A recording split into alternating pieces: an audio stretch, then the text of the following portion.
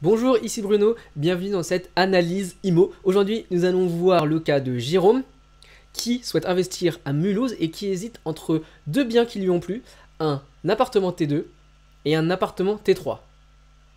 Voyons lequel de ces investissements se révélerait le plus intéressant.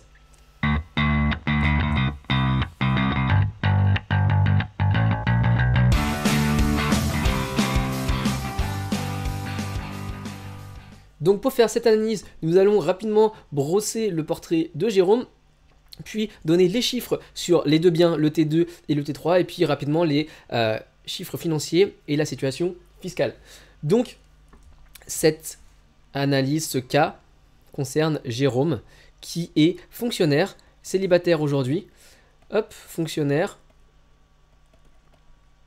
Donc c'est pas vraiment une profession, mais ça donne une indication. Et il est célibataire aujourd'hui. Il a 36 ans, d'après ce qu'il m'a dit. Il a un salaire pas très élevé, de 1800 € par mois, c'est-à-dire un peu plus de 21 000 € par an. Donc les deux biens que Jérôme a vus sont situés à Mulhouse. Le premier, c'est un T2 et le deuxième, c'est un T3. Le T2 fait 54 mètres carrés et le T3 n'est pas beaucoup plus grand puisqu'il fait 57 mètres carrés. Les prix sont de 35 frais d'agence inclus pour le T2 et de 40 000 pour le T3. Au niveau des travaux, c'est similaire, 4 000 € et 4 000 €. Ça, c'est d'après ce que Jérôme a vu et m'a dit.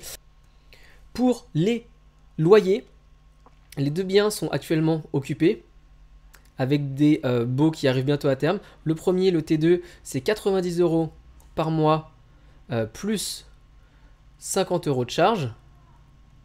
Et le deuxième, c'est 450 € plus 50 € de charge et plus 30 € de parking. Parce que dans ce bien T3, il y a un parking. La localité, donc, c'est Mulhouse. Le premier bien T2 est dans un immeuble des années 50. Hop, les années 50, alors que l'autre, c'est dans les années 70. Et effectivement, ça va se ressentir notamment dans les charges de copro, puisque les charges sont pour le T2 de 650 € par an, alors que le bien numéro 2, le T3, des années 70, montre des charges de 1400 €. Et oui, c'est une grosse différence.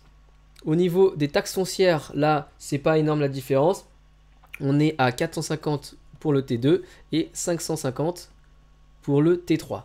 La PNO, il m'a pas donné le montant, mais en se basant sur un pourcentage de loyer, disons moins de 2%, on va partir donc sur quelque chose, allez, 90 €, 100 €, allez, arrondissons, en étant conservateur, 100 € pour chaque bien, approximativement.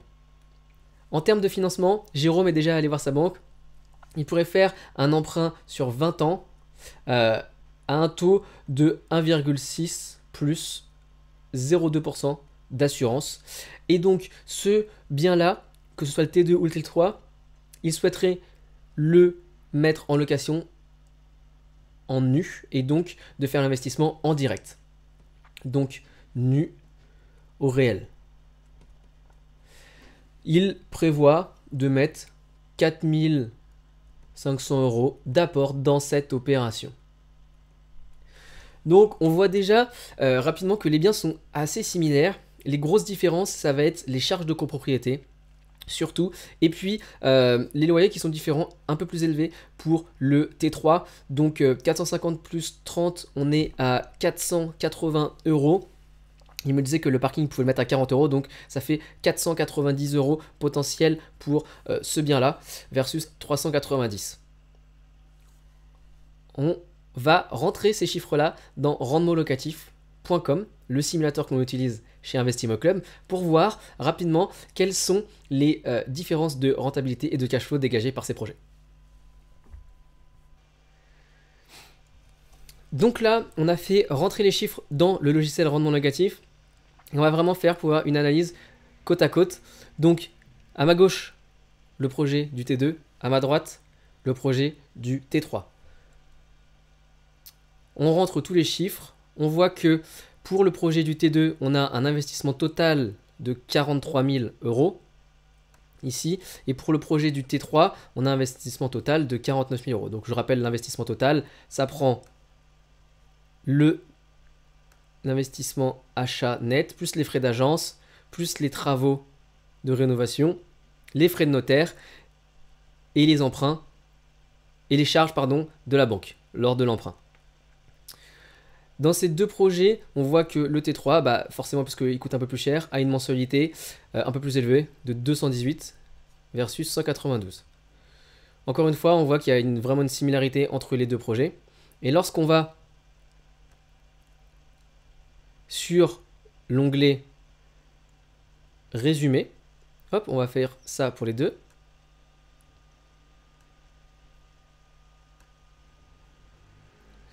On voit que le premier, donc en faisant l'onglet résumé, on voit que le premier, le T2, a un rendement net de 6,25, tandis que le T3 de 5,87. Et le cash flow est légèrement supérieur, donc 40 euros versus 33 euros pour le T2 sur la gauche.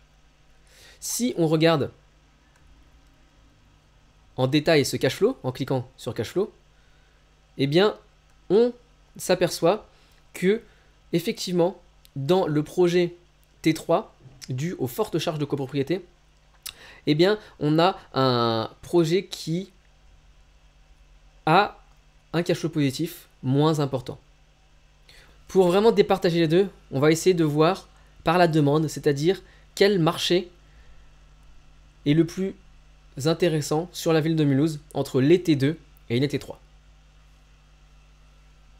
Pour étudier le marché, on va d'abord sur le site meilleuragent.com. Et en rentrant la ville de Mulhouse, donc on arrive sur le site. Donc Mulhouse est situé ici, à l'est de la France, à la frontière avec l'Allemagne, ici, et la Suisse, qui est ici. Le prix moyen du marché dans les appartements est de 1100 euros. Et c'est en descendant qu'on va trouver un peu plus d'informations pour nous. On descend, on descend. Donc déjà, on a ici le prix de l'immobilier à la location par type d'appartement.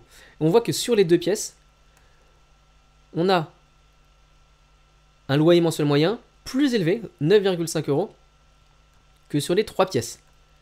Donc 7,8 euros. Ce qui veut dire que c'est plus intéressant potentiellement d'avoir un 2 pièces qu'un 3 pièces.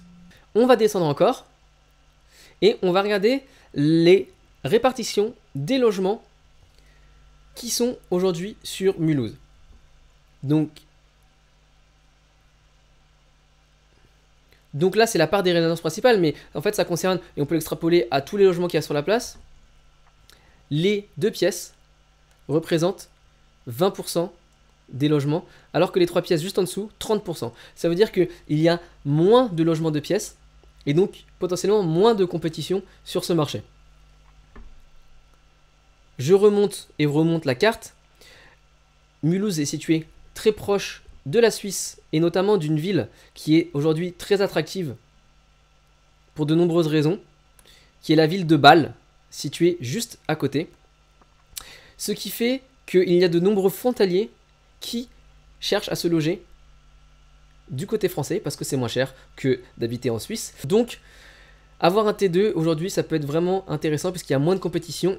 Et on peut toucher cette population de gens qui font la pendule tous les jours entre la Suisse et Mulhouse.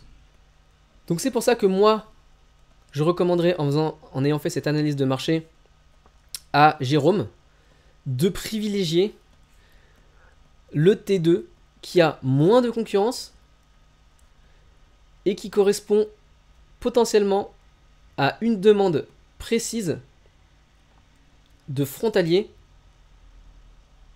qui cherchent à se loger en France pour travailler en Suisse. Demande des frontaliers. Donc, gardons uniquement ce T2 et essayons un petit peu d'optimiser pour garder un maximum et pour en retirer un maximum de cash flow. Ça va être notre point numéro 2, optimisation du cash flow.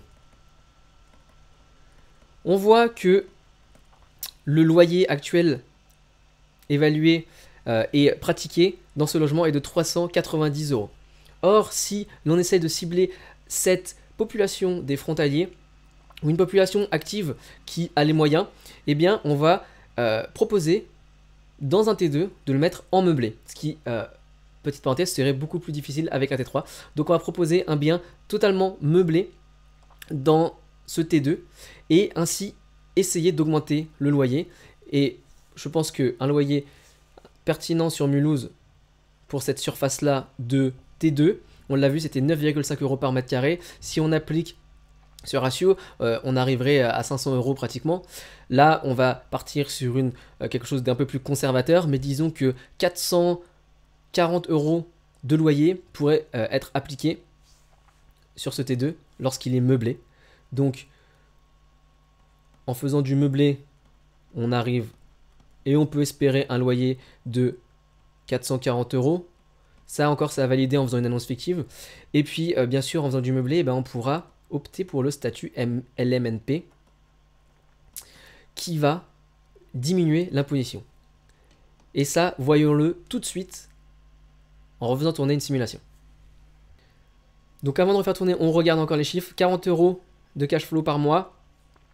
En cliquant, on avait vu que les impôts sur ce projet, c'est 12 plus 10, 22% qui partent aux impôts, 92 € par mois. On va changer les chiffres, modifier. Ici, on augmente le loyer, 420 €, 440 €, pardon. Et on va changer de statut en passant au LMNP au réel. On fait tourner la moulinette. Avec cette nouvelle simulation, on voit que le cash flow est monté à 140 € par mois.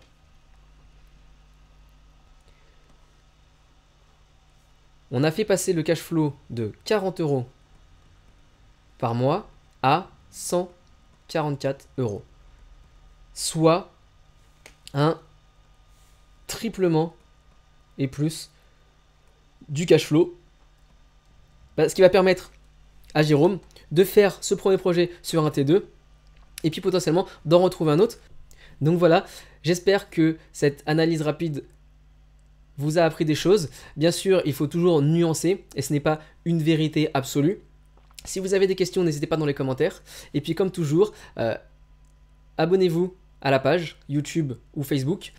Comme ça, vous pourrez recevoir d'autres analyses immobilières, que ce soit des comparatifs ou simplement des simulations sur des rentabilités et des projets d'investissement locatif. Je vous dis à très bientôt.